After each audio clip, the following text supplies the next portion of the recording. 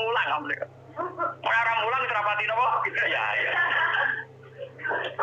Dohat kontak kok itu goto. Gua nganti sakniki biasa teng pasar lu teng parkiran iki lu teng isor iki biasa. Tiang-tiang lu sepeda motor dhuwur kadang ya wonten sing ngamuk.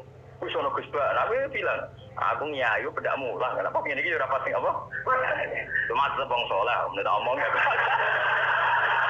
Aku tetep wong saleh. Lalu kula ulama paling ora tau tersinggung.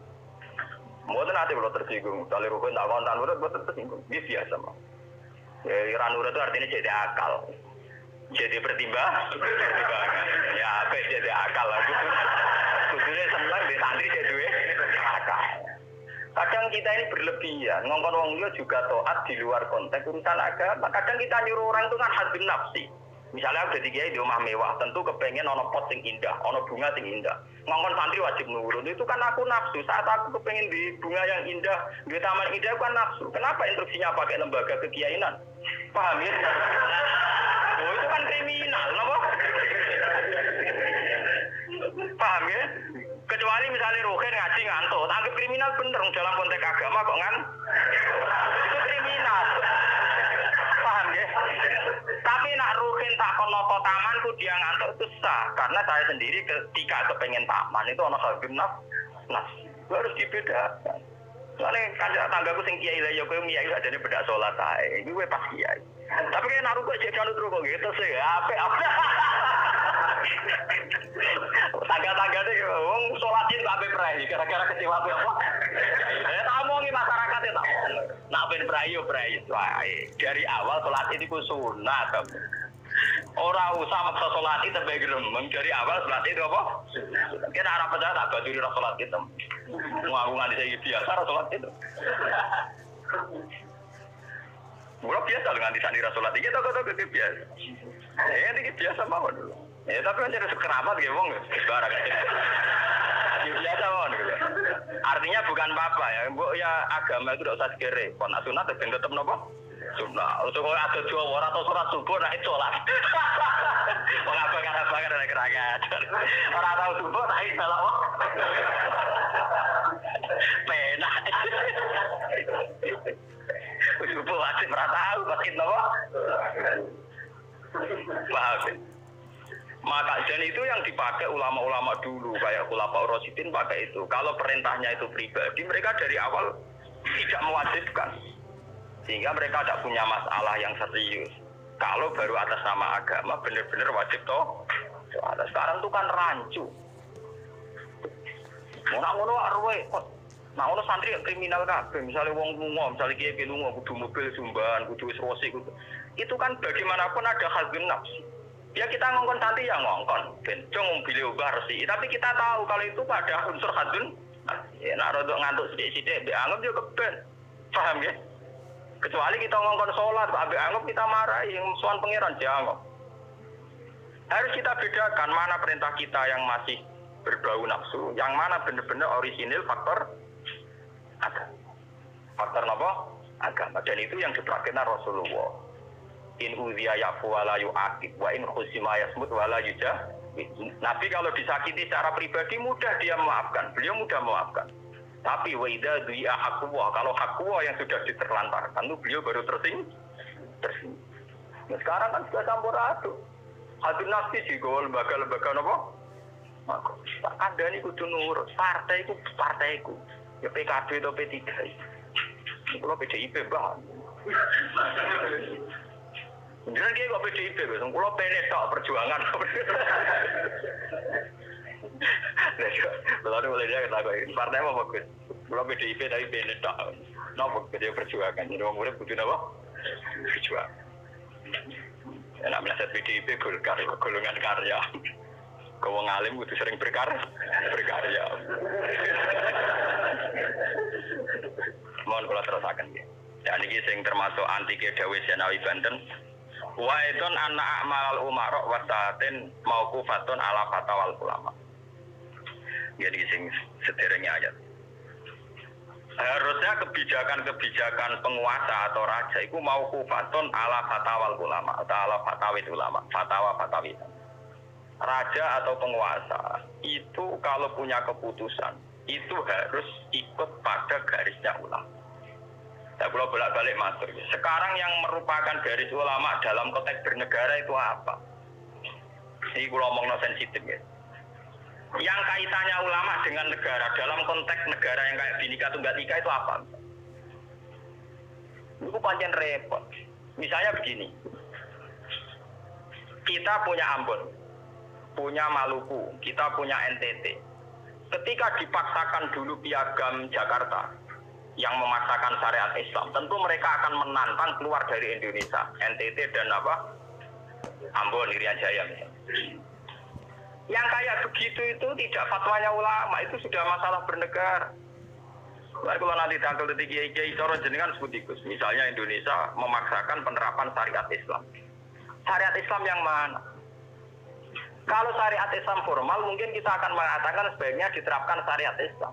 Tapi termasuk syariat Islam adalah menjaga peluang dakwah, ini catat. Dan saya siap ketemu Allah dengan pendapat ini. Bukan berarti saya terus pluralisme atau pakai teori-teori modern, tidak. Saya pakai teori ulama. Saya tidak pakai teori modern. Catat ini, saya tidak pakai teori modern, pakai teorinya ulama. Termasuk syariat adalah menjaga peluang dakwah. Bayangkan kalau dipaksakan syariat Islam kemudian NTT keluar dari Indonesia, Ambon. Kemungkinan kita dakwah di Ambon malah ada. Juga kemungkinan Islamisasi di NTT malah ada karena sudah keluar dari Indonesia. Paham ya? Mulai dulu wali songo ambek maling ya ape, ambek tukang zina ya ape, ambek tukang gaduh ya ape.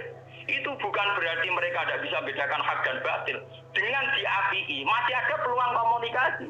Dan dengan ada peluang komunikasi, ada peluang dakwah, ada peluang pembenahan. Sama dengan utuhnya NKRI NTT bagian dari Indonesia, aja iso Kiai Rapai kok rugen buak rono NTT. Ben dadi ya. Lho kanca kula ning pondok dhisik ra kanggo ini ra jaya kiai provinsi lah. Wingi sowan kula ngajak pangdam lho. Ya Allah Gus kula munggo ning sarang Ki RT ora payu ning kono kiai provinsi. Lho wingi sowan kula niku sowan numpak sahabat bareng sinten? Pangdam. Saniki mun gawe yayasan nggih sekolah tinggi lah. Jadi rektor saya gitu. Waduh, buta huruf ora roh. Wong sak urip-uripe ngaji rek kula roh tenan bodorane roh tenan. Saya bakatane mbek napa? Pangdam. Mergo ketika ada kerusuhan di sana, mesti tokoh agama diundang Pangdam. Dan ini termasuk mewakili tokoh provinsi levelnya napa?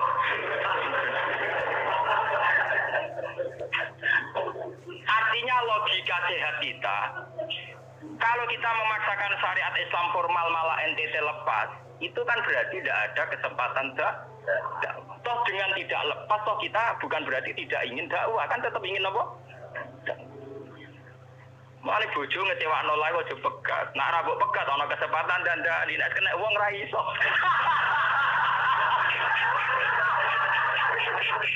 Tapi tak takdir ra apa. Artinya sama. Semua sejarah Wali Songo itu sama orang nakal kan enggak apa-apa. Sampeyan delok biografi Ki Khudori Tegalrejo, dhisik terkenal yo kacaran bajingan. Bajingane tuduh mergo sungkan ramae. Teng Rembang ana jenenge kisah itu wong ganteng ya toreko. Niku wonten bajingan tobat mergo kula sungkan bebas saya. Mboten nate duga mek kula, ketemu kula pengen senyum. Lha iku sungkan senyume nganti tobat. Artinya apa? Saat kita ekstrim atas nama hak dan batil malah lari. Toh teori itu ya diakui Quran walaupun tafadzul ghalidul qalbi lan faddu min hauli.